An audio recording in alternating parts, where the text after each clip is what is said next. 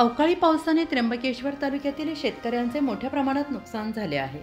गेल्या काही दिवसांपासून पडणाऱ्या अवकाळी पावसामुळे भात, वरई, नागली, खुरसणी या पिकांचे मोठ्या प्रमाणात नुकसान झाले असून अनेक ठिकाणी पिके आडवी झाली आहेत। त्यामुळे शेतकऱ्यांचे हंगामी उत्पन्नाचे गणित बिघडले आहे।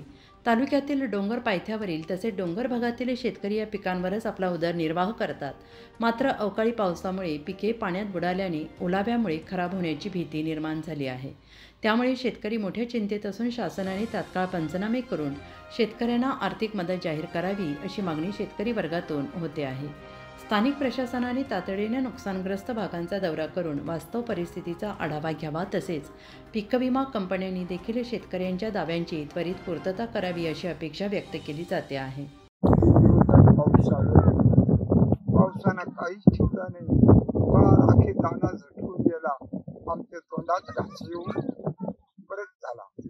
आता काय करणार आणि पोरं कशी जगवणार, कसं काय होणार? वरची पावसाची भरोसा पावसानं जसं होतं ते करून टाकला, आम्हा लोकांचा साथ नाही, फळा नाही, तळा नाही, काही नाही। आम्ही काय करणार?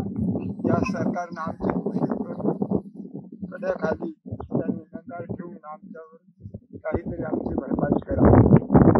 पाणी पडतो, आम्ही आदिवासी आहे, आमचं साधन काहीच नाही।